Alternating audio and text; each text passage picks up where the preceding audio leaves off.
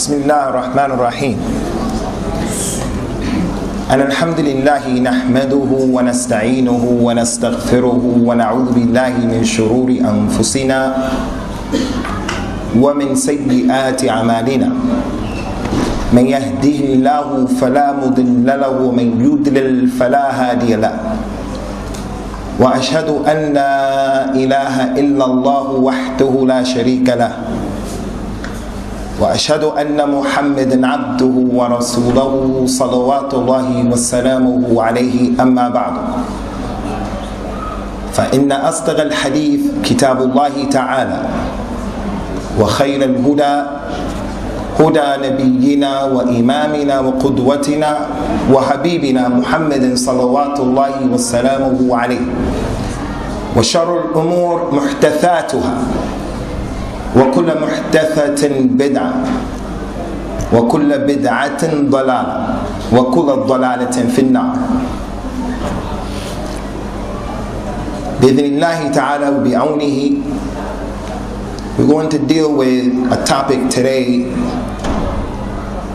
in the hopes that we can shed light on the importance of the issue, and also in the hopes that we will more than anything comprehend and then practice the issue of al-akhuwatu fil Islam, the Islamic brotherhood, and the fiqh of the Islamic brotherhood. And what does it mean? What is the Islamic brotherhood? And before we begin, ikhwati fillahi, I would like to build this class, this lecture, this nasiha, this dhikr. I would like to build it upon a principle that every Muslim man and woman has to understand. They have to practice it, call to it, be upon it.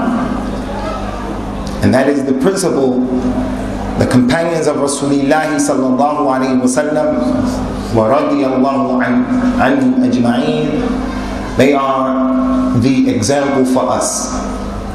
What was the deen for them is the deen for us, and what was not the deen for them should not and could not be the deen for us.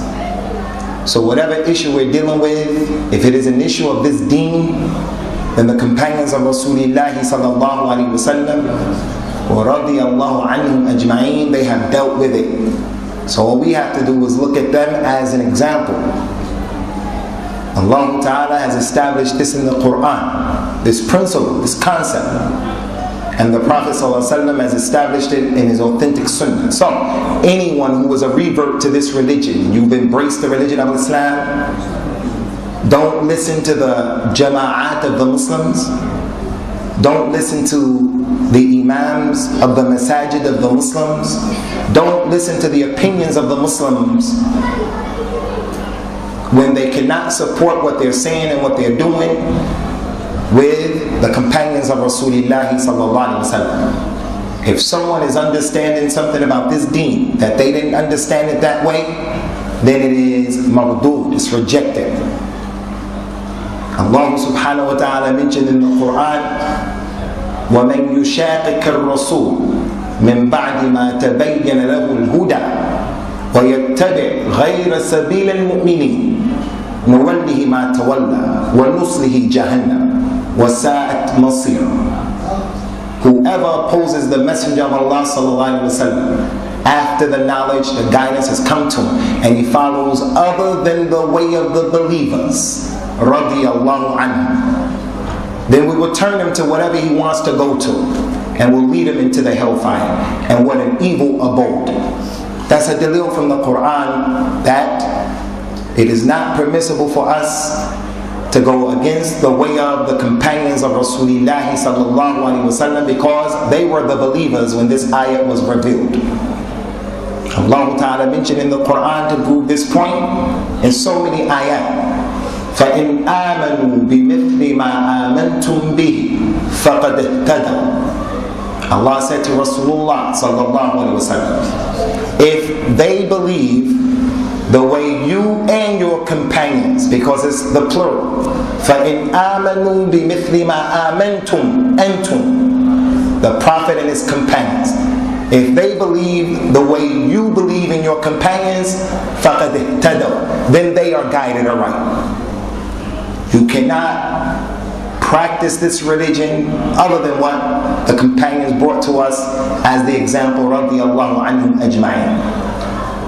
The Prophet told us sallallahu alayhi wa sallam in an authentic hadith, افترقت اليهود على 71 فرقة وافترقت النصارى على 72 فرقة وستفترق أمتي على 73 فرقة كلها في النار إلا واحدة. قيل وما الواحدة يا رسول الله؟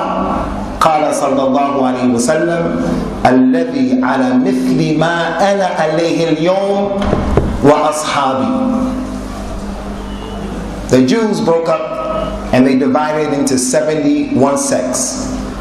The Christians broke up and divided into 72 sects. And my ummah is going to break up into 73 sects. All of those sects will be in the hellfire except one. Which one is that, Ya Rasulullah? He says, sallallahu alayhi wa sallam, the one that is doing what I'm doing today and my companions. He just didn't say what I'm doing today. The people who are doing what I'm doing today and my companions. They are the example for us, ikhwan. And Najum, amanatun lis-sama. فإذا ذهبت النجوم أتى السماء ما توعد. وأنا أمنة لأصحابي فإذا ذهبت أتى أصحابي ما يوعدون وأصحابي أمنة لأمتي إذا ذهب أصحابي أتى أمتي ما يوعدون. He says sallallahu alayhi wa sallam, ikhwani, in proving this point, the stars, they are the protectors of the heavens. As long as there are stars in the sky, the heaven won't be destroyed. The stars help to protect and to keep in place and to keep the sama together. But if the stars go, then what the heavens have been promised is going to happen. It's going to come and split open and rent the sun down. And I am, sallallahu alayhi wa sallam, the protector of my companions.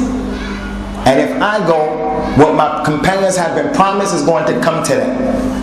And my companions are the protectors of this ummah. If my companions go, then what my ummah has been promised is going to take place. So the companions of Rasulullah sallallahu alaihi wasallam protect us. So we want to build this whole topic of the akhuwah in al-Islam on this point, on this mafhum, this understanding. Because ikhwati fillah, the companions of Rasulullah sallallahu alaihi wasallam, they were human beings like we are human beings. And whatever we're dealing with, they dealt with the same issues.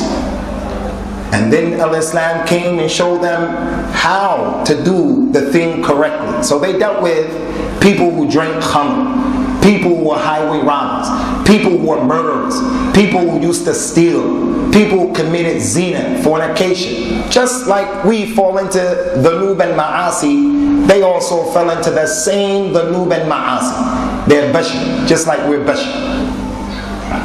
So they dealt with the issue of Islamic brotherhood.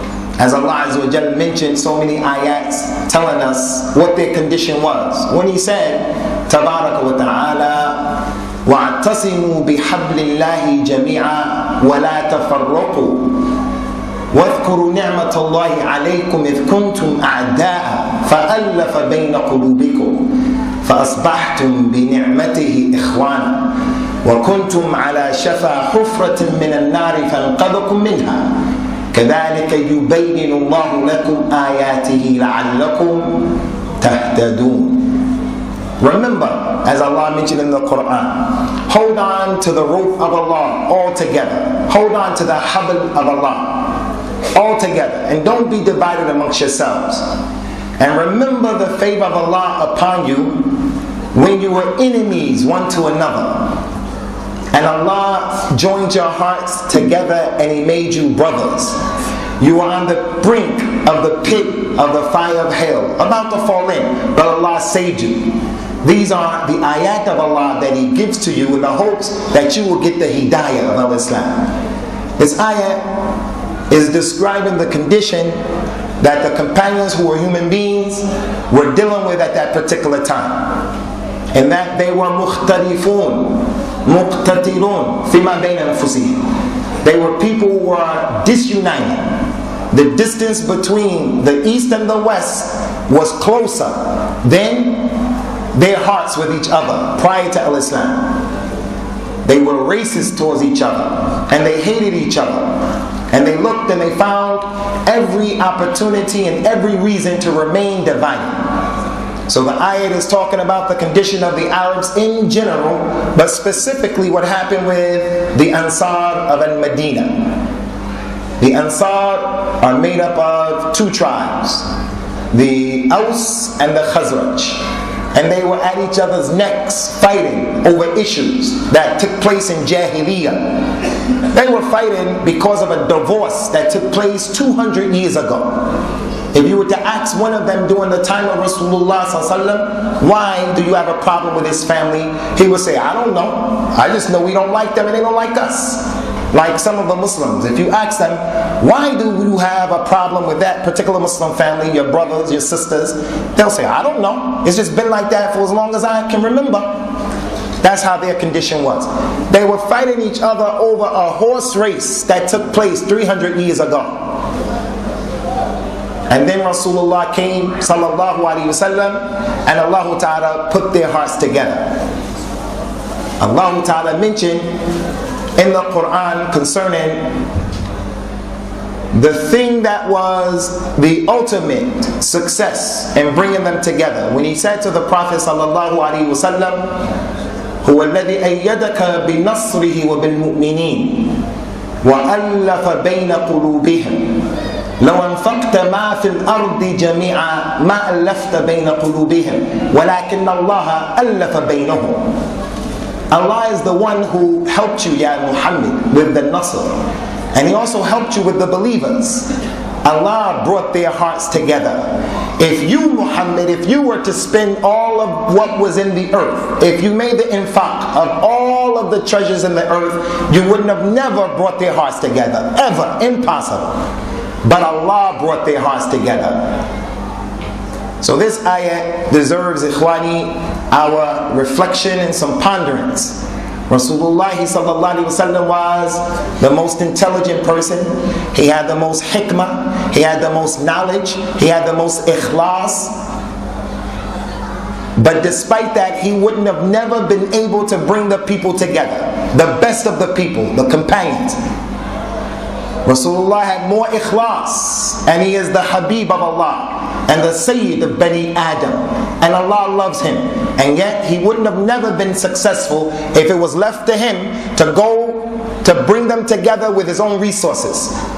لو أنفقت ما في الأرض جميعا. If you gave everything in the earth. So if we were to gather up all of the money in the earth, all of the platinum, all of the gold, all of the diamonds, all of the oil, all of the cash, all of the currency, and gave it to the people and said, hey people, be united, be brothers. It's never going to work. It's never going to work. Because people are different. The Somalian is different from the Pakistani, and the Pakistani is different from the Arab, and the Arab is different from the African American, and he's different from the white man. So if you gave the people all the money in the earth, they're going to find reasons to be different just due to nature, the way they're created. But Allah put their hearts together. Not you, Muhammad, Allah. How did Allah put their hearts together? With the Tawheed of Al-Islam. The Tawheed of Allah. They started to worship one God. They started to make the ibadat of Al-Islam like the salah. When the people come together and they get in the row, and they tolerate each other, and they get close to each other, behind one imam, following his movements. The zakat, some of them are rich, some of them are poor. The aghniya, they do not forget the huquq of the fuqara. And the fuqara are appreciative of that, so they come together. They all fast collectively in the month of Ramadan. And they make hajj all together in the same clothes. Allah brought their hearts together with this deen. So we see, ikhwani, Abu Bakr radiyallahu anhu, Umar, Uthman, Ali, Abu Dharr al-Ghaffari radiyallahu anhum ajma'een. These companions were Arabs who were the Arabs that were pure. Their blood was not mixed with any non-Arabs. They were the purest of the Arabs and the best of the Arabs in their lineage. When they took this religion, they became brothers to people who were different from them, like Bilal ibn Rabah al-Habashi. The Ethiopian man, his life, what he knows, his food, his clothes is different from the Arabs. But Bilal became a brother to them and they became a brother to Bilal. Salman al-Farisi, all the way in Persia, his clothes, his ta'am, everything, his adat, taqaleed, customs, culture, everything different from the Arabs. But because of the deen, they became brothers. Suhaib al-Rumi, Suhaib was from Rome, grew up in Rome. How far is Rome from the culture of the Arabs? He became their brother. Even Ikhwani, some Jews like Abdullah ibn Salam, like our mother Safiya bint Huyay radiyallahu anhuma, Jews became brothers to those Arabs. And Allah has described the condition of the Yahud when He said in the Quran, لَتَجِدَنَّ أَشَدَّ النَّاسِ عَدَاوَةً لِلَّذِينَ آمَنُوا الْيَهُودِ وَالَّذِينَ أَشْرَكُوا. You're going to find those people who hate the Muslims more than anyone else. Who hates the Muslims most? The Jews and the Mushriks.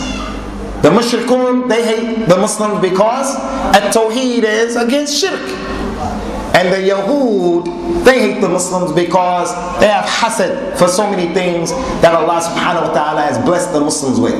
The point here is, the Yahud, they are the people who have the most hatred, enmity, and problems with the Muslims, and yet, when they embraced the religion of Al-Islam, they became brothers to Abu Bakr, Umar, Uthman, Ali, Ukasha, and the rest of the companions, radiyallahu anhum. So we have to take a lesson out of that book. If we were to try to unite and become brothers based upon money, it's not going to work. Based upon hizbiyah, it's not going to work. Based upon anything other than this deen, it's not going to work. That is what we gain from the lesson in this particular issue. So the akhuwah of al-Islam, the brother of al-Islam, the brotherhood, it has to be understood, ikhwani, and it has to be practiced after it is understood. As Allah Azza wa Jalla mentioned, ذَلِكَ وَمَنْ يُعَظِّمْ شَعَائِرَ اللَّهِ فَإِنَّهَا مِنْ تَقْوَى الْقُلُوبِ. Whoever exalts the institutions of Allah, it is a sign and a proof of the taqwa that is in his heart. The Brotherhood of Al-Islam is an institution of Al-Islam. Just as that adhan that we heard before Salat al-Asr is an institution. The Salat is an institution. This masjid is an institution. The ladies' hijab is an institution. Sha'ira from Al-Islam. No one puts down the sha'air of Al-Islam except something is wrong with his iman. And the people who put up the sha'air of Al-Islam, it's a dalil of the taqwa that's in their hearts. The Kaaba is an institution, a sha'ira, and so forth and so on. So this brotherhood, as it relates to comprehending the fiqh of the Brotherhood of Al-Islam and how to be brothers to one another, based upon what we saw from the companions of Rasulullah sallallahu alayhi wa ala alihi wa sallam, there are too many things that need to be mentioned.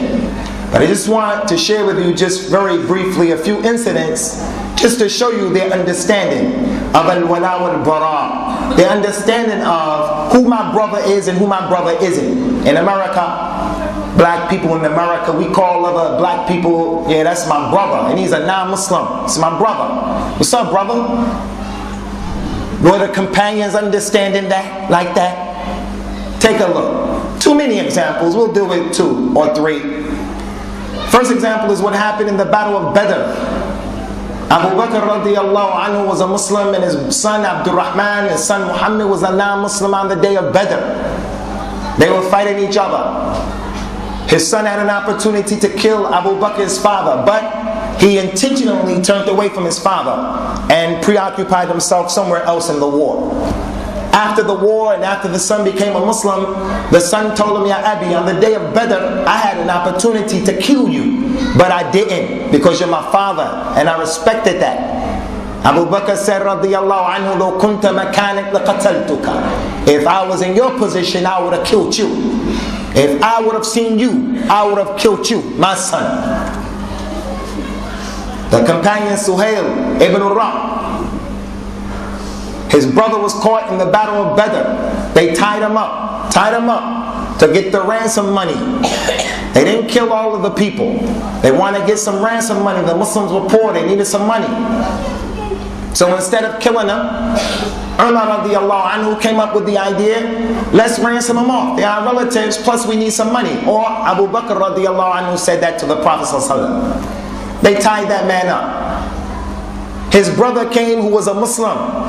When the non-Muslim brother saw his brother coming, he got happy. Here's my brother, he's going to save me. Here's my brother, he's going to pay the money. Here's my brother, even though he's a Muslim, he's going to look out for me with my enemies.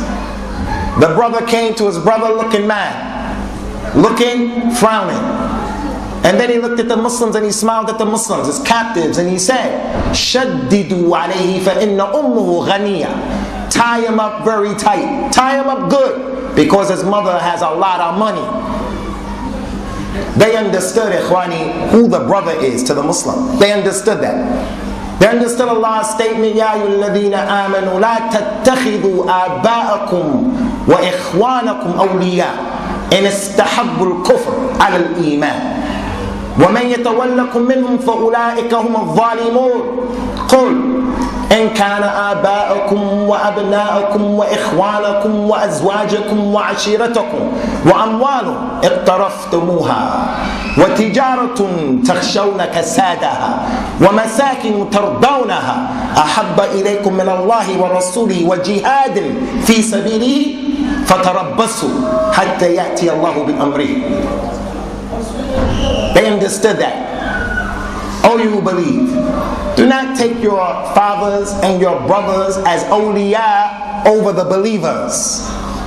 Whoever takes, if your father and your brothers prefer kufr over iman, and whoever does that from amongst you, then he is from the zalimun. He's from the oppressors.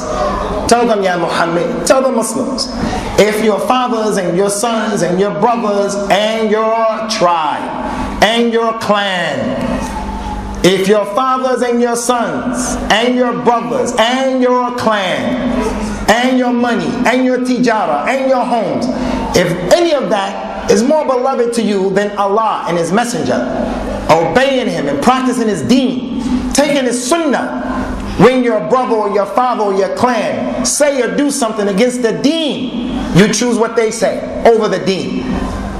If all of that is more beloved to you than Allah and His Messenger and making jihad in the cause of Allah, then just wait until Allah brings about His affair. Just wait until Allah brings about His affair. Abu Bakr and his companions, they understood that. Radiyallahu anhum ikhwan. And the examples of that are too many. Too many. And Fath Mecca, when Allah subhanahu wa ta'ala allowed Rasulullah sallallahu alaihi wasallam to conquer Mecca, the Prophet, he said to the people, salawatullahi wassalamu alayhi, man dakhal al-Kaaba fahuwa amin. Whoever goes to the Kaaba and he remains by the Kaaba, he will be safe. وَمَنْ خَرَجَ مِنْ مَكَّةَ فَهُوَ آمِنٌ. Whoever leaves Mecca, he will be safe. We're not going to come looking for you if you get out of Mecca. وَمَنْ دَخَلَ بَيْتَ أَبِي سُفْيَانَ فَهُوَ آمِنٌ. And whoever goes into the home of Abu Sufyan, you will be safe and secure. So Rasulullah sallallahu alaihi wasallam, he raised up Abu Sufyan, and he deserved to be raised up. In this dunya that we're living in right now, I can't think of a single man, a single personality who is comparable to the personality of Abu Sufyan as a kafir. I don't know any personality today equal to Abu Jahl as a kafir, Abu Lahab as a kafir. Those people in their personalities, they were up there. They were strong in their personality. No president I know from the Muslims or non-Muslims.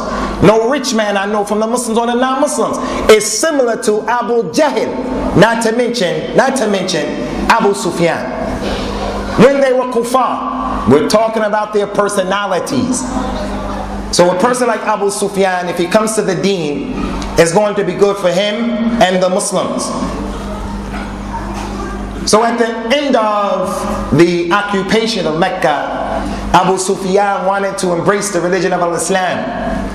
He went to the Prophet ﷺ. This hadith is in Sahih Muslim on the authority of Abu Hurairah radiyallahu anhu, from those companions who accepted Islam a long time ago at the Ridwan, at the Bayat al-Ridwan.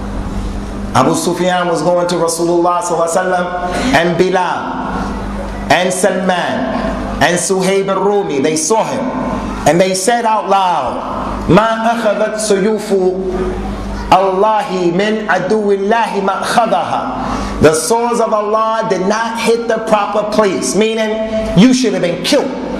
Abu Sufyan, we wish you would have gotten killed here in Mecca. Abu Bakr radiallahu anhu heard that.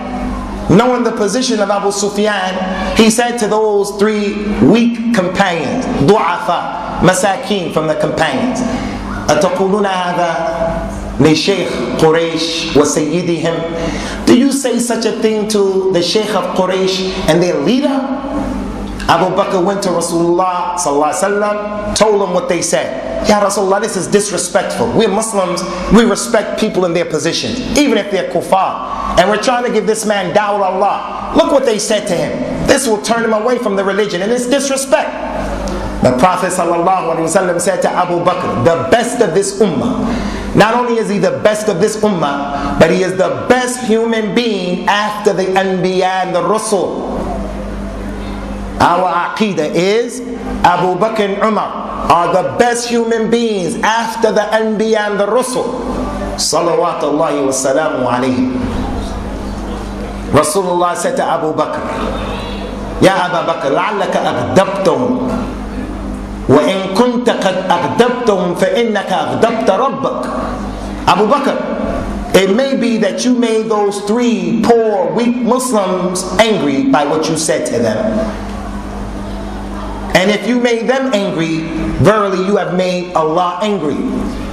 Defending a kafir over the statements of the believers, defending a kafir who was trying to extinguish the light of Al-Islam over the statement of Bilal who was persecuted for this deen, Salman who went through all of that fitna to become a Muslim, Suhaib al-Rumi who put his life on the line. Maybe if you made them angry, you made Allah angry.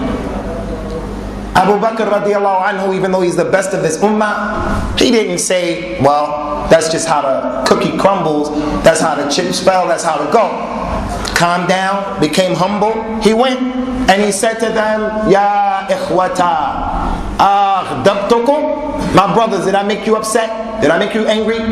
They said, La, yarhamakallah ya ukhay. No, may Allah have mercy upon you, our little brother. Ya ukhay, meaning our beloved brother.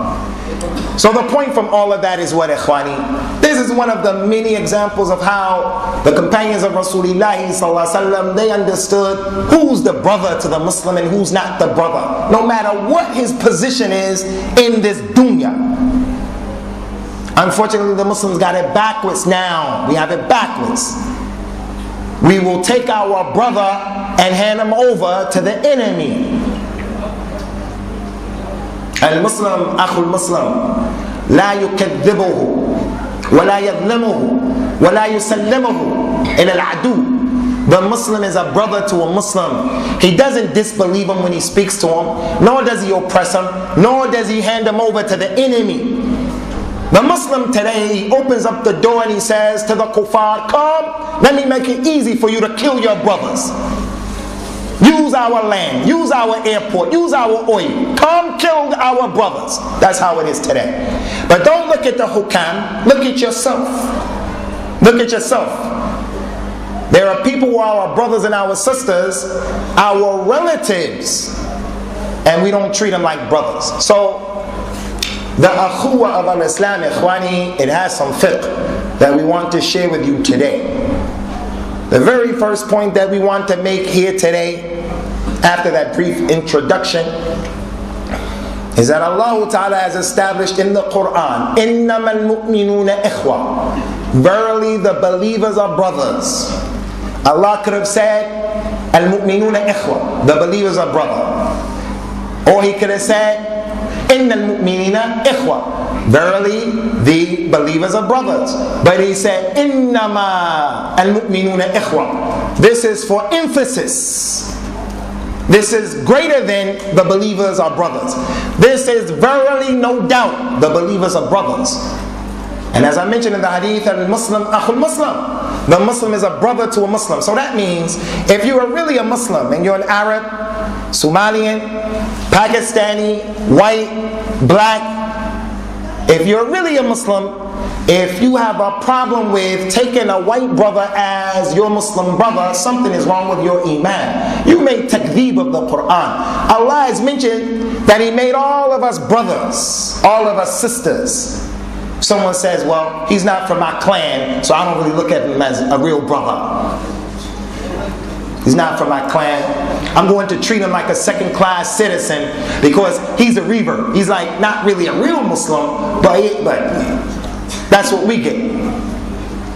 So the first thing is, it is not permissible for anyone here to have any doubt that everyone who is sitting here, who has made the shahada of La ilaha illallah Muhammadur Rasulullah, we are all brothers one to another.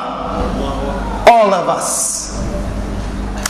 And he said about the brotherhood of the Muslims, the people in this masjid, sallallahu alaihi wasallam, al-Muslimun tatakafa'u dima'uhum. The Muslims, their blood is equal. Their blood is equal. There's no one here, his blood is more expensive or more important than the next man. If you can imagine, all of us are on a boat, on a ship, and there's a hole in the ship, this ship, and it's sinking, and we have to make the ship light. What we have to do is we have to look for all of the cargo in the ship, and we have to throw it overboard. Take some of our clothes off, throw it overboard. Take what we eat and drink with, throw it overboard. The ship is still sinking. That means there's too many people on the ship. So someone comes up with the bright idea. Let's throw some of the Muslims overboard. Some of us gotta go. Some people say, well, the elders from amongst us, they're closer to death. Let's throw them overboard. Someone else said, no, the little children, they're not mukallafun. If they die, they go right to Jannah. Let's throw them overboard. Someone else says, well, the sheikh, his blood is the most important. He stays. Another one says, well, the women. Ar-rijalu qawwamuna 'ala an-nisa. Let's throw them overboard. Our religion says nobody can get thrown overboard. Not a single person here. Al-Muslimun tatakafa'u dima'uhum. The Muslims, their blood is equal. No one's blood is more expensive than the next guy. Now, there are different positions. The alim, his position is different from the one who is not an alim. No doubt. But our blood is equal. Why? Because we're brothers. So the akhuwa in al-Islam requires that every sister in this masjid, every brother in this masjid, look around and not find a problem with another human being who's in here, who's claiming Islam, not finding a problem with that individual. So the brotherhood of al-Islam, ikhwani, it has some arkan, some pillars in which it is built upon. And the brotherhood of al-Islam, it has some darajat, it has some levels. There's a low level and a high level we have to come to know about. The brotherhood of al-Islam has huquq, rights. We have rights over each other. We have to come to know about that. So we'll try our best to get through as much as we possibly can. Now, this is a lecture, this is a dars. But more than that, ikhwani, this is nasiha from me to you, a reminder from me to you, so that we can start to understand and comprehend and practice this akhuwa of al-Islam. As it relates to the arkan of the brotherhood of al-Islam, everyone knows that the rukn is the janabu shayl aqwa. As the ulama of al-Islam say, the pillar is that thing of the structure that is the most strongest part. The arkan of al-Islam are 5. The arkan of al-iman are 6. If any rukn from the arkan of Islam or iman are lost, then the person's Islam is jammed up. His iman is jammed up. Similarly, with the arkan of the brotherhood of Islam, if one of these rukn is lost, then the brotherhood is jammed up. The arkan of the brotherhood are 3, and they come from the Quran and the Sunnah. From the Quran, it is the statement of Allah Ta'ala in Surah At-Tawbah, and what the scholars call ayatul sayf, the ayat of the sword. This is a trivia question that I'm going to ask you at the end of the lecture. The scholar said that ayatul sayf, the ayat of the sword, abrogated more ayats than any other ayat in the Quran. In the beginning of Islam, the Muslims had to turn the other cheek. They had to be patient. They didn't have the power or the ability to deal with the kuffar. So they had to turn the other cheek. They had to be patient. They had to look the other way. They had to make hijrah. They could not make a muqamam, and they couldn't go against the kuffar. But then when ayatul sayf was revealed, Surah At-Tawbah, Surah Al-Bara, at the end of the hijrah, at the end of Islam, ayatul sayf abrogated all of those ayahs about turn the other cheek. So when I ask you, inshallah, what ayat abrogated more ayat than any other ayat, you're going to say ayatul sayf. Make sure you're paying attention. Allah Ta'ala said in ayatul sayf, فَإِذَا انْسَلَخَ الْأَشْهُرُ الْحُرُمْ فَاقْتُلُوا الْمُشْرِكِينَ حَيْثُ وَجَدتَّمُوهُمْ وَخُذُوهُمْ وَاحْصُرُوهُمْ وَاقْعُدُوا لَهُمْ كُلَّ مَرْصَدٍ فَإِنْ تَابُوا وَأَقَامُوا الصَّلَاةَ وَآتُوا الزَّكَاةَ فَخَلُّوا سَبِيلَهُمْ إِنَّ اللَّهَ غَفُورٌ رَحِيمٌ. If the months that are sacred, if they pass by Ya Muhammad, then kill the mushrikeen wherever you find them. Kill them. Take them and lie in wait for them and deal with them seriously. But if they make tawbah and they establish salah and give the zakat, then let them go. Verily Allah is Ghafoor, Allah is Rahim. That's ayat number 5 from Surah At-Tawbah. Allah said, kill those mushrikeen wherever you find them, but if they make tawbah or they establish salah and they give zakat, then let them go. Why? It's explained in the other ayat from Surah At-Tawbah. That's ayat number 5, ayatul sayf. And then ayat number 11, Allah Ta'ala said, فَإِن تَابُوا وَأَقَامُوا الصَّلَاةَ وَآتُوا الزَّكَاةَ فَإِخْوَانُكُمْ فِي الدِّينِ. If they make tawbah and establish salah and give zakat, they are your brothers in the religion. So Allah established the brotherhood of Islam with these 3 things. Before we move on to the levels of this brotherhood, I have to explain what does this mean if they establish salat and give zakat and they make tawbah. Ikhwani, making tawbah means 2 things, has 2 possible meanings. Pay attention so that we can understand the akhuwah of Islam. Tawbah means, if they make tawbah, meaning if the man is a mushrik and a kafir and he becomes a Muslim, then he becomes your brother. Even if he happens to be the president of Israel right now, who are killing our brothers, oppressing the Muslims. If he became a Muslim, we take him as our Muslim brother, because he made tawbah from shirk and kufr into Islam. The companion Sa'd ibn Abi Waqqas radiyallahu anhu, before embracing Islam, he said, Ya Rasulullah, I want to embrace Islam, but I want to make it conditional. I'll embrace Islam under the condition that Allah forgives me for what I did. I fought against you, killed some of your companions, did the khamr, made zina, killed some babies alive, girl babies. I want to be forgiven. Rasulullah says, sallallahu alayhi wa sallam, Ya Sa'd, أَوَلَا تَعْلَمَ أَنَّ الْإِسْلَامَ يَجُبُّ مَا كَانَ قَبْلُهُ. Sa'd, didn't you know, don't you know, Al-Islam wipes away whatever went before it, whatever you did, whatever he did before Islam, it wipes it away. So many of us know the story of Hamza, who was killed by Wahshi radiyallahu anhuma. Wahshi killed Hamza when Wahshi was a kafir, and then Wahshi became a Muslim. In the books of history it says that when Wahshi came to Rasulullah sallallahu alaihi wasallam to embrace Islam, Rasulullah turned away. And then he turned away. And then he turned away. And finally he took the bay'ah and allowed Wahshi to accept Islam. Famous narration. That narration is da'if. That narration is not authentic. The matan is not authentic and the chain of narration is not authentic. Rasulullah sallallahu alaihi wasallam, he was the one who told us, يَضْحَكُ اللَّهُ مِنْ رَجُلَيْنِ. Allah laughs at two men. Allah laughs at two men. They are the two men who fight each other. One is a Muslim, one is a kafir. The kafir kills the Muslim, he goes to Jannah, the shaheed. And then the murderer becomes a Muslim and dies, and then he goes to Jannah. Allah laughs at them in a way that befits His Majesty. بِطَرِيقَةٍ تَلِيقُ بِجَلَالَتِهِ تَبَارَكَ وَتَعَالَى. And how many other companions killed people while they were kuffar and then they embraced the religion? So al-Islam wipes away what went before it. If a person becomes a Muslim, we have to embrace him. Someone has a problem, he's a racist, like I used to be a racist, didn't like white people where we grew up, we didn't like them and they didn't like us. If we caught them in our neighborhood, we dealt with them. If they caught us in their neighborhood, they dealt with us.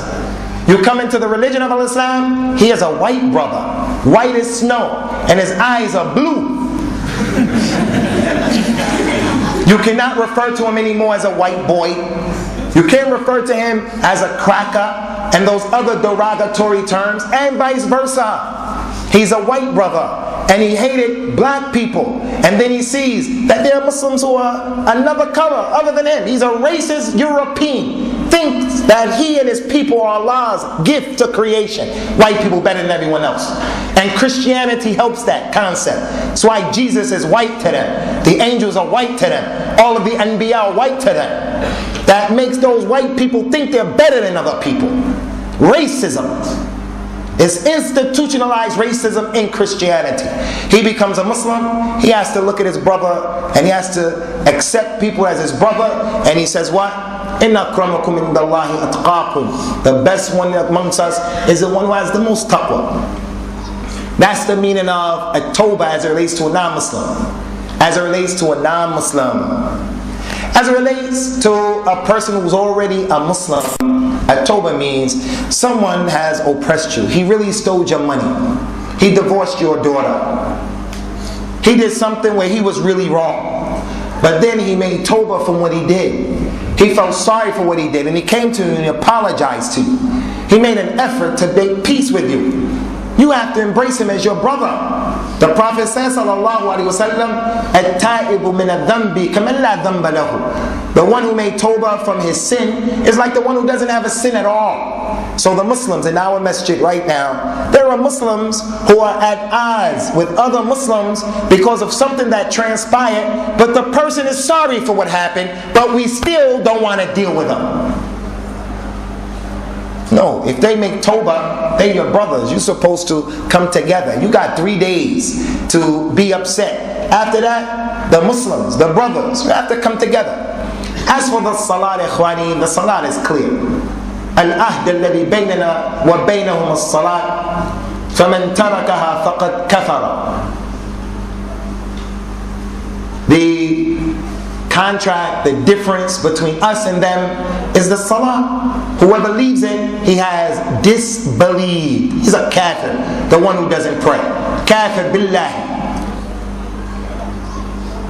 بين العبد وبين الشرك الصلاة أو ترك الصلاة. The difference between a slave being a Muslim and a kafir is whether or not he makes the salah. Abu Hurairah radiyallahu anhu, he said, كان أصحاب رسول الله صلى الله عليه وسلم لا يرون شيء من الأعمال تركه كفرا غير الصلاة. The companions of Rasulullah sallallahu alaihi wasallam, our example, as we mentioned, the companions did not see the abandonment or leaving off any action as kufr other than the salah. Umar radiyallahu anhu used to tell the people, لا حظ في الإسلام لمن أضاع الصلاة. The one who lost his prayer, he has no portion of Islam. So when we look in this masjid right now, I would say, Wallahi, thumma billahi, thumma tallahi. Every Muslim here, he has a number of Muslims connected to him, his relatives, his immediate family, his neighbors. The vast majority of Muslims who are connected to us don't pray.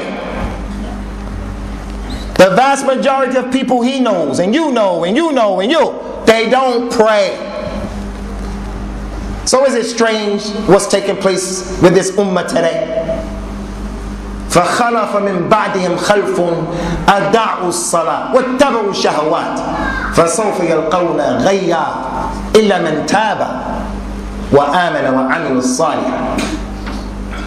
Came a group of people after the Salaf, the people went before us, a group of people who they lost the prayer and they followed their desires. They're going to get the recompense of that reward, except those who make tawbah and they believe and they do righteous deeds. Those are the people who are going to enter into the Jannah. So if they make tawbah and they make the salat, ikhwani, they are your brothers. If they don't pray, they're not your brothers. من صلى صلاتنا واستقبل قبلتنا وأكل ذبيحتنا فذاك المسلم له ما للمسلمين وعليه ما عليهم. Whoever prays the prayer that we pray, and he faces this qibla that we face, and he eats the dhabiha that we slaughter, he slaughters his meat and he says Bismillah because he's a Muslim. Whoever does that, that's a Muslim. He has rights over them and they have rights over him.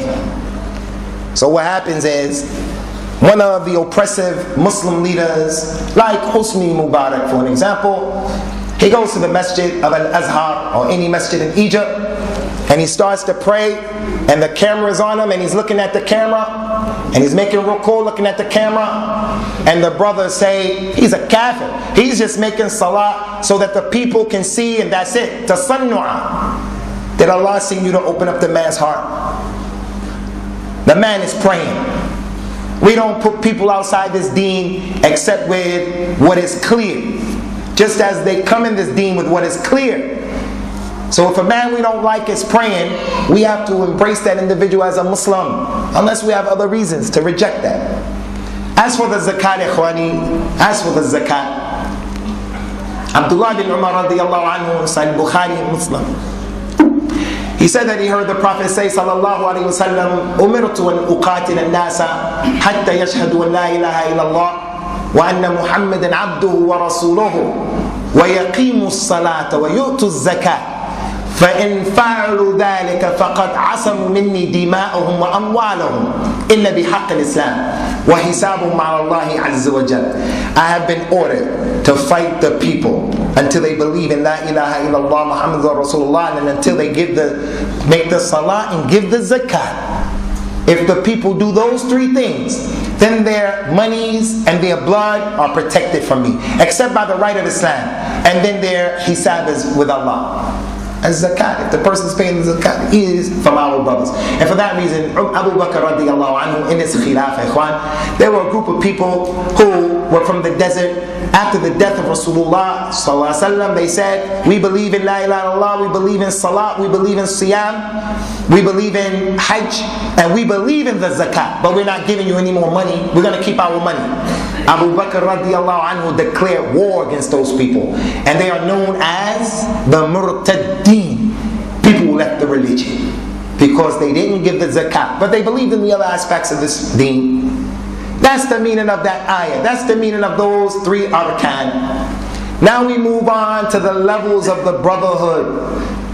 If you know someone who made tawbah, kafir into Islam, a Muslim oppressed you and then he made tawbah, you have to make peace. Al-Hajr and boycotting, 3 days, that's it. A person is praying, that's your brother. Respecting this qibla, respecting the dhabiha. The person is giving zakat, that's your brother in Islam. And we have not been sent to go around asking and investigating. As it relates to the levels of this brotherhood, we have to know about the levels so that we can aspire to be on the highest level. The lowest level of the brotherhood is Adam al-Adha. The lowest level of the brotherhood is that you do not make adha to your Muslim brother or sister. Al-adha means to harm them, to bother them. This is an adha. Afwan ya akhi. This is an adha. This is a light form of it. Cursing him is worse. Making ghibah of him is worse. Lying on him is worse. Rejecting him because of racism. He wants to get married and he's a good brother, inshallah. And you reject him because you're a racist. And that makes a fitna for him in his life. That's the lowest level. That you don't bother me and I don't bother you. Don't put something in the road to bother me, and I don't put something in the road to bother you. إن الذين فتنوا المؤمنين والمؤمنات ثم لم يتوبوا فأولئك إيش الآية؟ إن الذين فتنوا المؤمنين والمؤمنات ثم لم يتوبوا فأولئك فلهم عذاب جهنم ولهم عذاب الحريق. Those people who are fitna for the believing men and believing women, and they don't make tawbah from that fitna that they're causing, they are the people who go into the hellfire, get the punishment of the hellfire and the knot of the hellfire for making a fitna. The fitna of al-adha. وَالَّذِينَ يُؤْذُونَ الْمُؤْمِنِينَ وَالْمُؤْمِنَاتِ بِغَيْرِ مَا اكْتَسَبُوا فَقَدِ احْتَمَلُوا إِثْمًا وَبُهْتَانًا عَظِيمًا. Those people who annoy the believing men and the believing women with what they are not guilty of, they have brought upon themselves a great buhtan. That ayat was revealed because of the qissatul ifk, when the people accused our mother Aisha radiallahu anha and the companion of Rasulullah used to make jihad, Safwan ibn Mu'attal radiallahu anhu, they accused them of making zina. So when you say that a Muslim girl is a fajira without any dalil, a Muslim man is a zani without any dalil, you accuse someone without any dalil, you harm his mother, you harm his father, you harm her husband. The man married the Somalian girl and he's not Somalian. He doesn't know the culture, he doesn't know how it goes. It didn't work, they get divorced. He goes and tells people why he divorced her, and makes a fadiha for the girl and her family. That's adha. So I ask you, brothers, and I ask you this by Allah, I ask you by Allah to be honest with yourselves. There are a group of people who say Rasulullah sallallahu alaihi wasallam, his companions all apostated after him except 5 or 6. That's their diqqah. Except 5 or 6. And his wives were prostitutes. Aisha radiallahu anha, according to them, when Rasulullah would go to make jihad, the Jews would be lined up outside her door, her back door. When Rasulullah leaves the house, she's opening the door for them to come one by one to have fahisha with her. Ask you by Allah, how are you going to ask me to cooperate with those people? If someone said that about my mother who's a non-Muslim right now, I'm going to deal with him. Lie on my mother and say my biological mother did that? Definitely Aisha wouldn't do something like that. Person says Abu Bakr and Umar are homosexuals. They were homosexuals, and you tell me, no, we have to cooperate with them? Al-Islam, unity. Wallahi, that's not the unity that the companions understood. Allah orders you to slaughter the cow. They said that cow is Aisha. That cow is symbolic, it's Aisha. Yawm al-Qiyamah, when our Mahdi al-Muntadhir, when he comes, he's going to raise Aisha out of the grave and put the had of zina on her. And you're telling me, let's be united with them?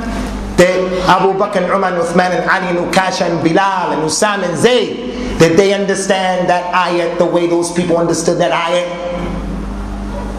So before that's adha to Aisha, that's adha to Rasulullah sallallahu alaihi wasallam. Because what you're saying is he didn't know who was around him. He didn't know who to choose to write the Quran. He chose Kuffar, Muawiyah, to write the Quran. He's a kafir. So the lowest level of the brotherhood, ikhwani, is don't annoy your Muslim brother.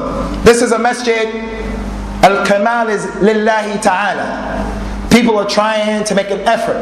Give the Muslims a place to pray. You can't please all of the people all of the time. There are some people from the community who all they do is complain. Whatever masjid you go to, they are not builders. They just complain. Look what you're doing. You're not doing this. Why you go do it? That's how they are. Yeah, don't make ether. If you can't help, then be quiet. As the Prophet used to tell the people. He told the man, Kuffa anka hada. Hold your tongue.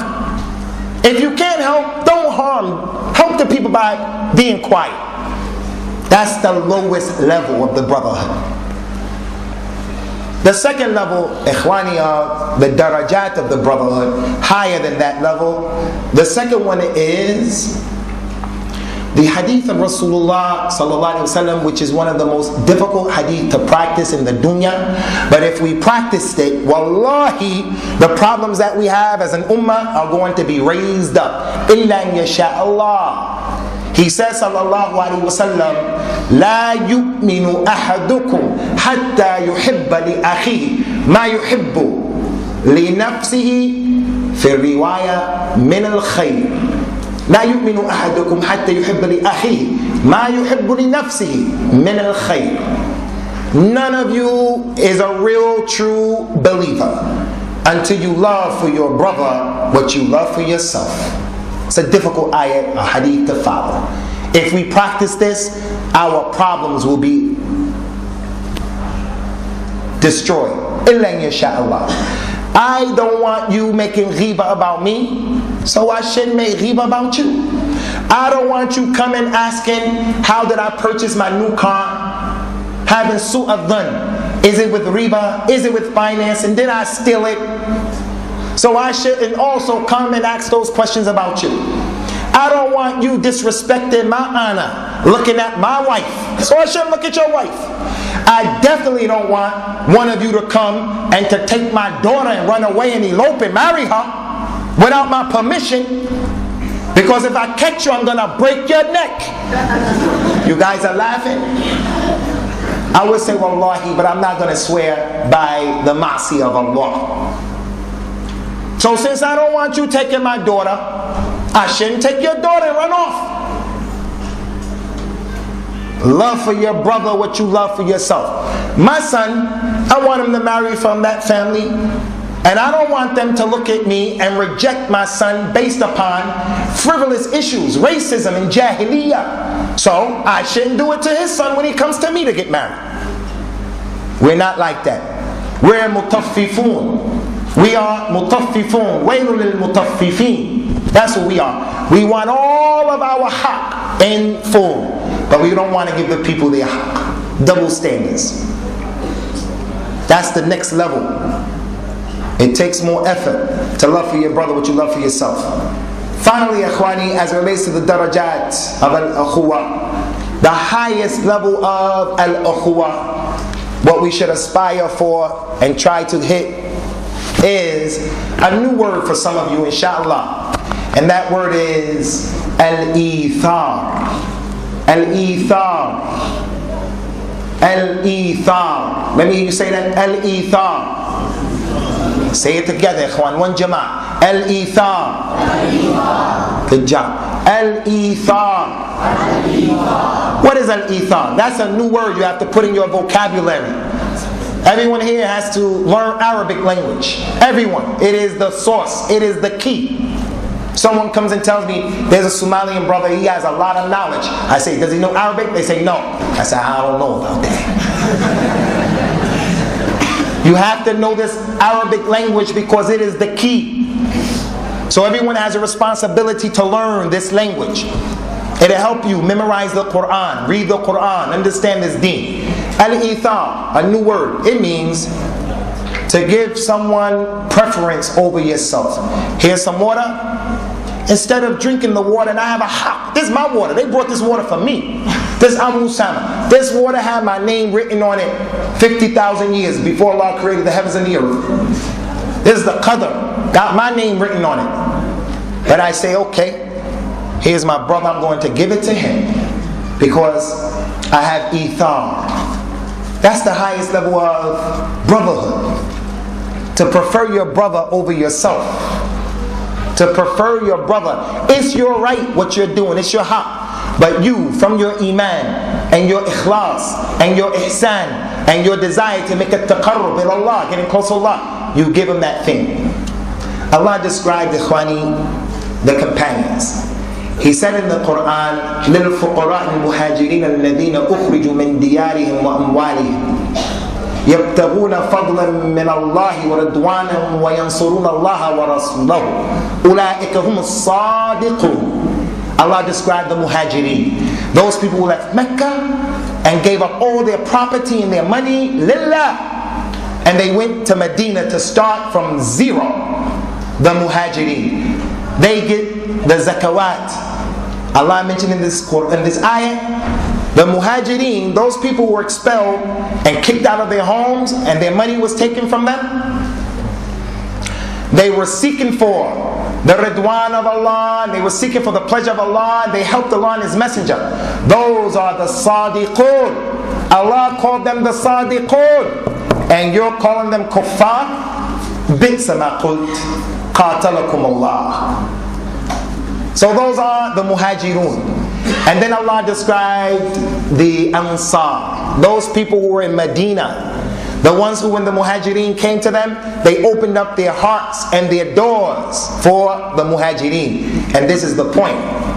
Allah Ta'ala said, وَالَّذِينَ تَبَوَّأُوا الدَّارَ وَالْإِيمَانَ مِنْ قَبْلِهِمْ يُحِبُّونَ مَنْ هَاجَرَ إِلَيْهِمْ وَلَا يَجِدُونَ فِي صُدُورِهِمْ حَاجَةً مِمَّا أُوتُوا وَيُؤْثِرُونَ عَلَى أَنفُسِهِمْ وَلَوْ كَانَ بِهِمْ خَصَاصَةٌ وَمَنْ يُوقَ شُحَّ نَفْسِهِ فَأُولَٰئِكَ هُمُ الْمُفْلِحُونَ. And those people in Medina, the ones who lived in Medina and they took iman before many of the muhajirin, they love those people who come and they make hijrah to them. And they don't have anything in their hearts against them and how Allah has honored them over them. Because Quraysh better than them, Muhajirin better than the Ansar. And they prefer them over themselves even though they are poor. The Ansar prefer them, had ithar, even though they are poor. And whoever is able to get rid of the stinginess of his soul, he is from those who are successful. I'm going to stop here with the explanation of this, the example very quickly. The example of the ithar of the companions, how they were. Abdurrahman ibn Auf radiallahu anhu, he was a rich man in Mecca. And ikhwani, when we say Abu Bakr, Uthman, Abdurrahman ibn Auf, when we say that they were rich, don't think rich 100,000 pounds, 200,000 pounds. They had money like Bill Gates. They had money like the guy who owns Chelsea. They had a lot of money. And they became Muslims and gave all that money to Allah. Abdurrahman had that kind of money, gave it all up and made hijrah. Rasulullah made the one from Mecca the brother to the one from Medina. And they will live together. If one of them dies, he inherits from the other one. Breaking down the barriers. The Somalians sit over there, Asians over there, Arabs over there. La. He put them together. Somali with this one, Arab with that one. Anyway, the man who was with Abdurrahman ibn Auf, he said, look, Abdurrahman ibn Auf, I got some money. I got 2 wives as well. I have 2 wives. You choose the one that you want and I'll divorce her and you marry her. And I'll give you half of my money and you can have it. Some of us right now, ikhwan, we have 500 pounds saved up, 1,000 pounds, 2,000 pounds. Some of us have 100 pounds. Can you imagine giving someone half of your 2 grand, whatever you have saved up? Someone comes from Somalia right now and you give him half of what you own. And he's not your blood relative. That's those companions. That's why Allah chose them to be with Rasulullah. If that was left up to one of us, we're not going to give him anything. We barely give the masjid. The masjid, we have to beg to get the money from the Muslims, to use the facilities. Half of whatever you own, to give it to another brother. The man said, Abdurrahman ibn Auf, I'll divorce the one you want. Many of us, what would we do? Well, this one, she can't cook. I don't like her anyway. She's kind of old, overweight, underweight. I'll divorce her. This is the wife you can have. And I'll keep the other one. That's what we'll do. No, you choose the one you want. Abdurrahman ibn Auf, and I'm finished now. Abdurrahman ibn Auf said, Barakallahu laka fi malik wa fi ahlik. May Allah bless you in your money and your family. Just show me where the marketplace is. I know how to hustle. I know how to get paid.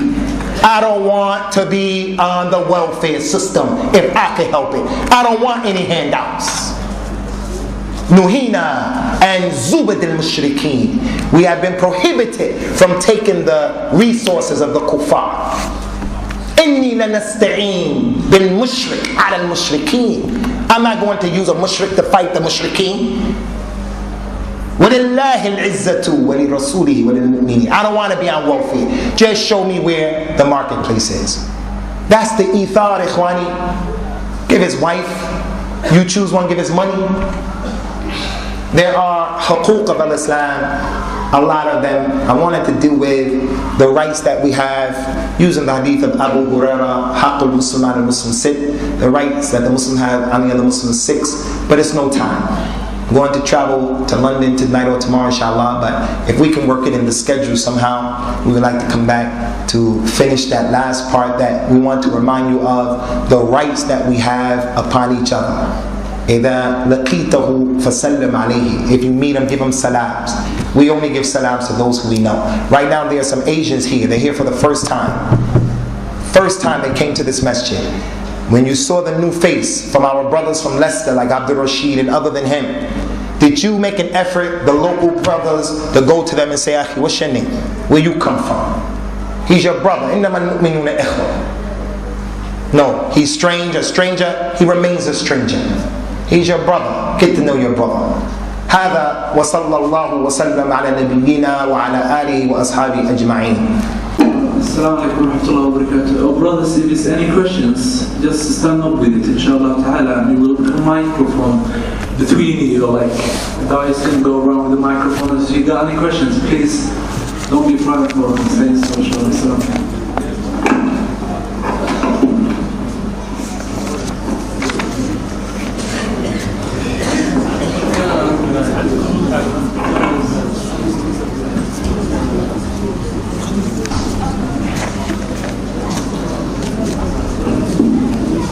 Assalamu alaikum wa rahmatullahi wa barakatuh.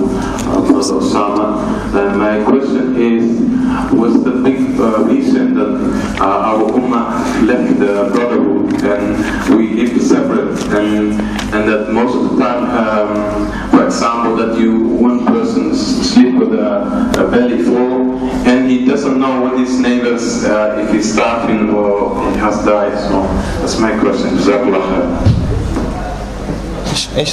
What's the question? My question is, what's the big reason that we Ummah have left the brotherhood? What is the biggest reason that the Ummah has left the brotherhood? What is the biggest reason? There are a number of important reasons. One you alluded to. One of the major reasons is the hubb ad-dunya wa karahiyatul maut. The hubb of the dunya. Prophet told us sallallahu alayhi wa ala alihi wa sallam, إِذَا تَبَعْيَعْتُمْ بِالْعِينَ وَرَضِيتُمْ بِالزَّرَعِ وَأَخَذْتُمْ أَذْنَابَ الْبَقَرِ وَتَرَكْتُمْ الْجِهَادِ فِي سَبِيلِ اللَّهِ سَلَّطَ اللَّهُ عَلَيْكُمْ ظُلًّا. If you people started to preoccupy yourselves with buying and trading with the riba, and you take the tails of the oxen and you become engaged in agriculture and you leave jihad fi sabilillah, Allah will make you people lowly. So the people have become preoccupied with themselves, just what is going to be beneficial to me and my immediate family, or what is going to be beneficial to me and me alone. And that's why the Prophet ﷺ used to warn the Muslims about the shuh, being a person who is stingy, being a person who wants a lot of money. Every time he goes home, he counts his money. Whenever he gets more money, he puts it with the old money and he counts it from the beginning to the end. instead of just saying I've added 200 more pounds, so therefore I had 2,200 pounds, he takes the money out and he goes 20, 40, 60, 80, and he goes through the whole process until he gets to 2,200 pounds. Following week he gets 200 more pounds. He starts from the beginning again, 20, 40, 60, 80, until he gets to 2,400 pounds, and on and on. That's a short. And he's always looking who has what, and he doesn't want to let the money go. So he used to warn us of this short, wanting to have this money, because it did what? أَهْلَكَ مَنْ كَانَ قَبْلُكُمْ. It destroyed the people who went before you. It made them start fighting each other, and it made them start being in the race to see who can get the most.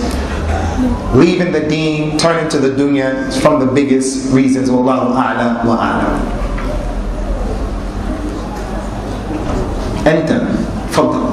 Yes, brother.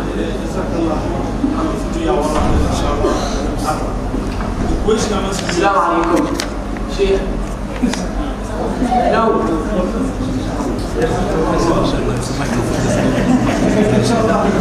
تفضل يا أخي. Inshallah.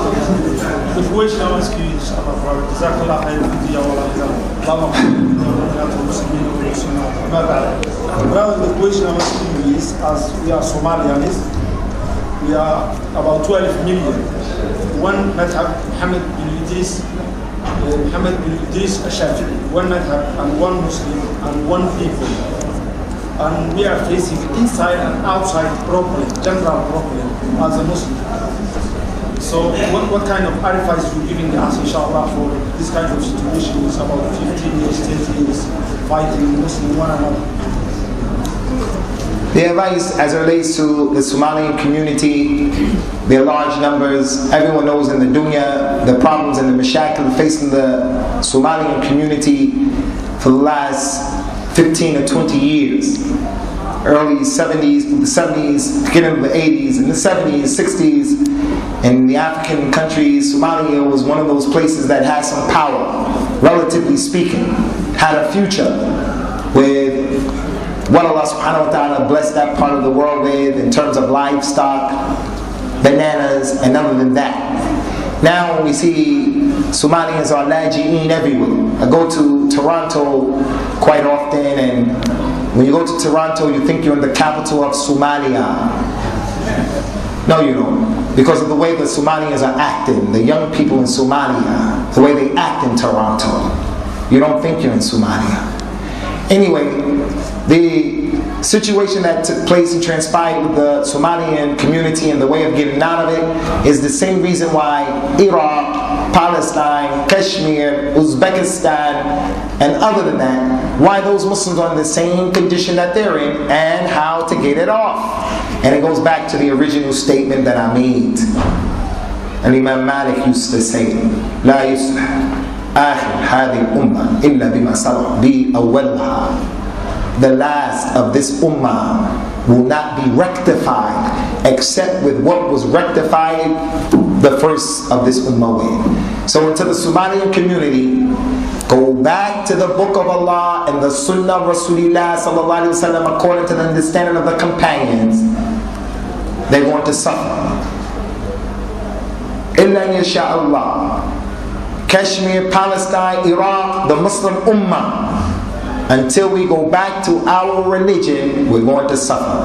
And even though the Somalians are Somalians and you guys have your own unique situation, still, I don't think it's good to separate yourselves from us, because he told us, sallallahu alayhi wa ala alihi wa sallam, مثل المؤمنين في توادهم وتراحمهم وتعاطفهم كمثل الجسد إذا اشتكى منه عضو تداعى منه سائر الجسد بالسهر والحمى أو بالحمى والسهر. The Muslim body, their example is like the Muslims. Their example is like one body, one human being. Not multiple human beings, Somalian, Arab, this, that. It's one body. If one part of that body hurts, the rest of the body suffers from sleeplessness and from fever. So when the man has a toothache and it's hurting and he can't sleep, his other body doesn't say, oh, that's the head's problem. That's the problem with the tooth. We're going to forget about it. No. Every part of the body is going to suffer from what's taking place in his mouth. But that's not the case Somalians have their situation going on, so the Muslims have forgotten the Somalians. Iraqis have their situation going on, and the Iraqis have their problems. Not only that, Ikhwani, but I made an observation I want to share with you. I made an observation about Somalians. I went to a Somalian restaurant yesterday, and we were eating, 4 of us. And we got a big plate, rice, spaghetti, pasta, chicken, meat, all of that. So we ate and we left some. And we were about to get up and leave, and we were going to leave that food there. I said to myself, wow, these brothers are Somalians now. I know they know the importance of food because just where we come from, we should have learned that the food is a ni'mah. But we've come to this country and we can become desensitized to the reality of what's going on back at home. So if you didn't have any relatives back at home, you may not worry at all of what's going on. If you have a relative, he's going through something, maybe you worry, depending on what's going on. But being here, the luxury. Some of us are on welfare, but we're living in luxury. So it's easy for the Somalian to forget about his own people. How many Somalis in here have made dua to Allah Azza wa Jalla consistently in the last third of the night, crying to Allah to change the situation? Wallahi, dua alone can change the situation. But the people don't make that dua for the most part. So we don't want to subtract the Somalian community, but as it relates to their unique experience, what is applicable to them is applicable to the rest of the ummah. Allah Azza wa Jalla has promised us He will give us the istikhlaf in the earth if we return back to our deen. Wallahu a'lam. Okay, tfaddal.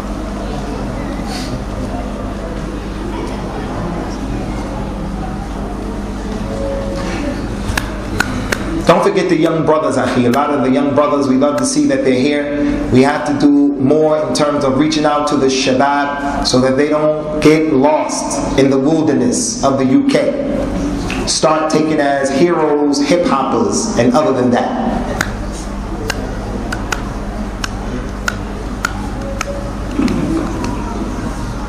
I've just got a question about welfare. Is there anything that you can say, brother, to sort of encourage us to take welfare, to stay away from welfare? Concerning the welfare and the welfare system, if you have a right to take the welfare because you lived here and you used to work and then you got hurt and now you are being repaid for the money they took from you and you have a right, you're a citizen, you can take the welfare. If you have come here and you have a justified right because there are no other resources, you are a refugee or something like that, it's permissible to take the welfare. No one is going to say it's haram to take the welfare. What I'm saying is, welfare, ikhwani, is against the spirit of al-Islam. Al-yad al-ulya khayru min al-yad al-sufla. The upper hand is better than the lower hand. Being the giver is better than being the receiver. We should teach our sons how to be men and how to stand up on their own feet and go out and work. Welfare becomes haram when we start running scams like the Muslims run. The man has a job, cash in hand, drives a taxi, he works in a takeaway, he has some other job, and he's still getting the welfare to get more. That's all he wants, and he lies to the kuffar. He's getting welfare and he's having babies to get more welfare. That's against the spirit of Islam. The man came, said, Ya Rasulullah, give me the sadaqah, I need some money. He told him, sallallahu alaihi wasallam, it's better for you to go and chop down some wood. Get an axe, go chop down some wood and sell that wood. That's better for you than to take the sadaqah. And you have a right for that. He saw his grandson, Hassan, about to pick up a date from the zakat. Rasulullah says, sallallahu alaihi wasallam, bah, hey, leave it alone. Bah. Nuhina and usakhin nas. We have been prohibited, Ahlul Bayt. We've been prohibited from eating the dirt of the people. The zakat money is to purify the monies of the people. So they're giving you the dirty money to purify the money that remains with them. Rasulullah, I'm too high, and Ahl al-Bayt were too high to take the awsakh of the people.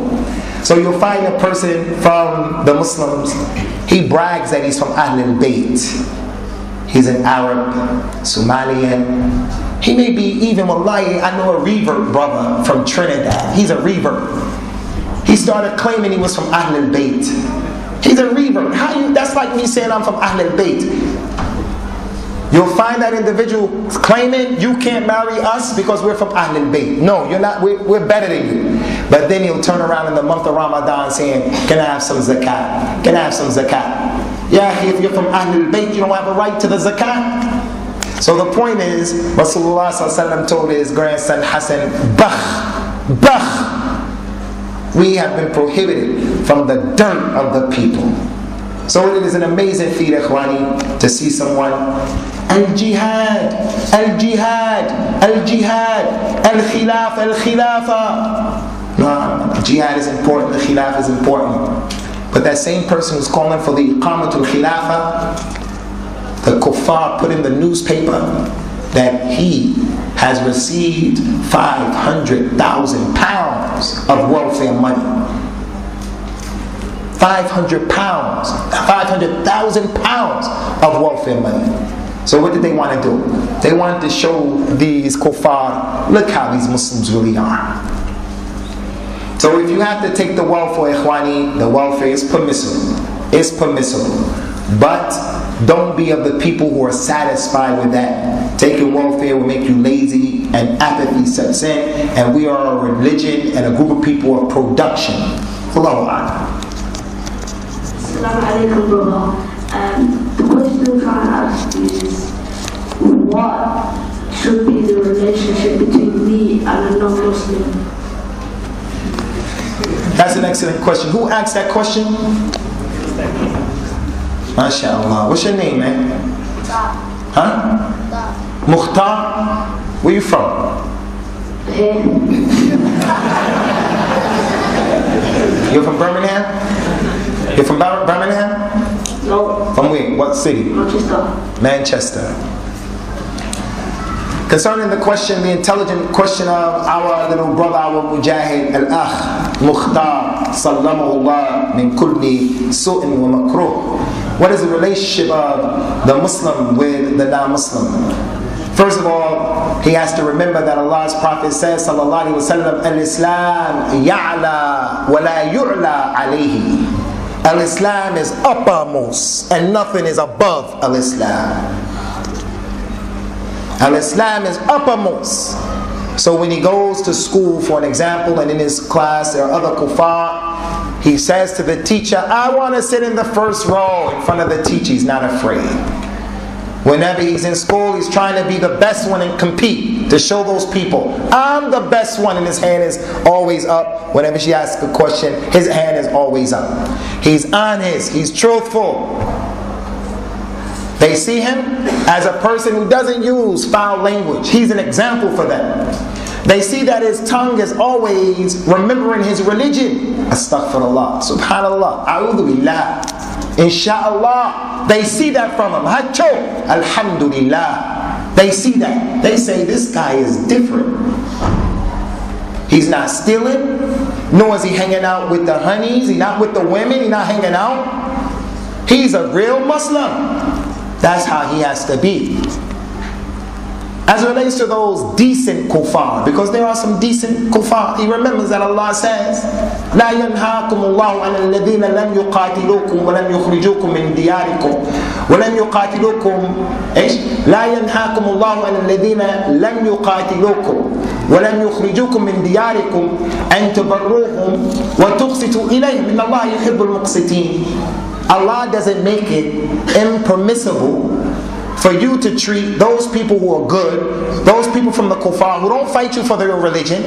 They don't fight you for their religion. Allah doesn't prevent you from being good and nice to them. Like in this country, one of the reasons I'm in England right now is because England is better than America from the angle of the way they deal with Muslims. They're the same coin. different sides of the coin. But America is tougher. I knew sooner or later they were going to try to say secret evidence, put me in Guantanamo Bay, and I don't have anything to do with what they're accusing me of. I don't believe in blowing people up. That's not our religion. I believe in jihad, but I don't believe in killing innocent people. That's not my deen, but they'll say that's what I believe, and they'll lock you up, nobody can help you. So I came to England, and they let me in, and they don't bother me.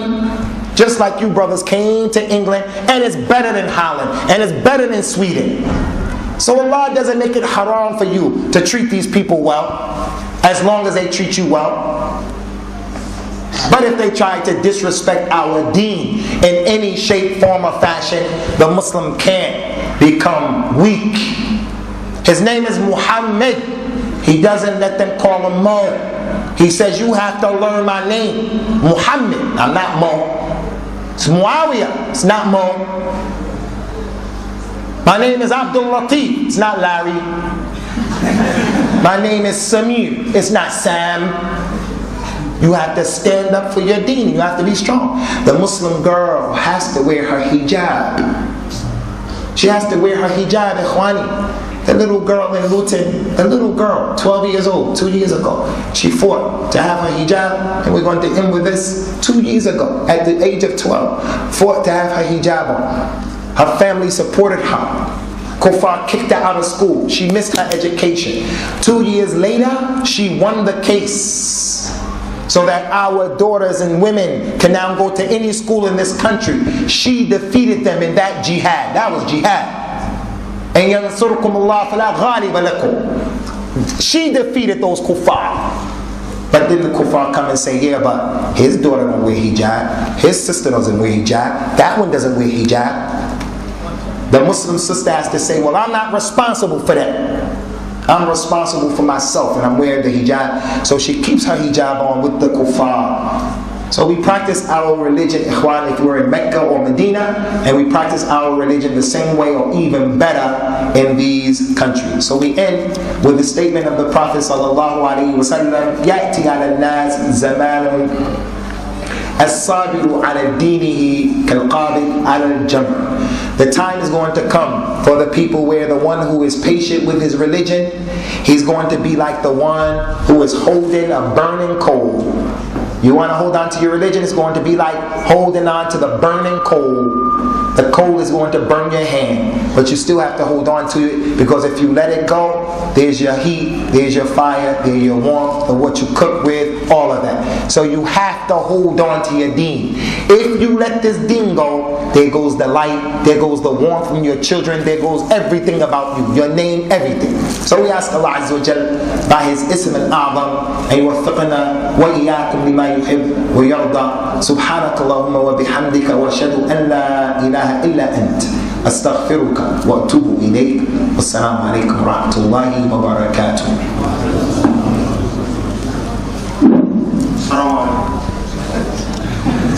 وعليكم السلام. أبو أسامة بارك الله فيك يجزيكم الله خير في الدنيا والآخرة. آمين وأنتم كذلك جميعا. I just want to know الفرق بين الربا والرشوة والظلم, and which of the three which is bigger? I'd like to explain to me, other brothers, inshallah. Brother wants to know the difference between usury, riba, and rishwa. Rishwa, which is bribery, and dhulm, oppression. Between them is khusus and umum. Between the three, there is khusus and umum. All rishwa and all riba is dhulm. All riba and all rishwa is dhulm. They're all dhulm. يا أيها الذين آمنوا لا تأكلوا أموالكم بينكم بالباطل إلا أن تكون تجارة عن تراض منكم. Oh, you believe, don't devour your monies between yourselves with what is wrong, except through tijara and you giving or taking money and the person is allowing you to do it. As it relates to riba, riba is the most serious of these issues, and it is a kabira from the kaba'ir, bal it is from the akbar al-kabair. اجتنبوا السبع الموبقات. الشرك بالله والسحر وقتل النفس التي حرمها الله وأكل الربا وأكل مال اليتيم والتولي يوم الزحف وقذف المؤمنات المحسنات المؤمنات الغافلات. Stay away from the 7 things that will destroy you, the major sins. And he mentioned from them a riba. So it is out of these issues between rishwa and riba.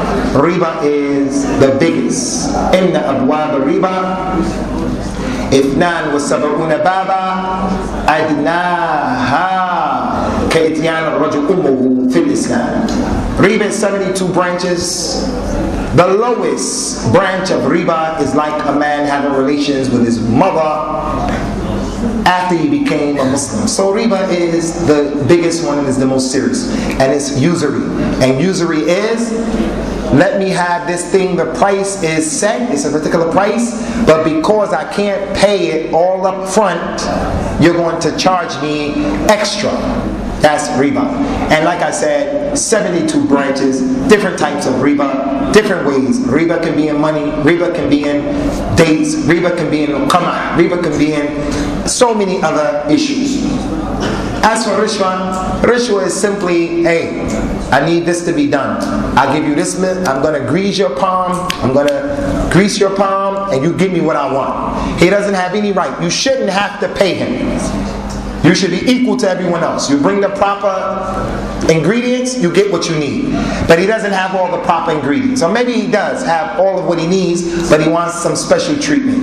Or that particular person makes you do it because he is not making enough money, or he has he's shahir. So there's a big difference between riba and the rishwa, and the riba is akbar wa a'zam inda Allahi ta'ala bila shak. أشهد أن لا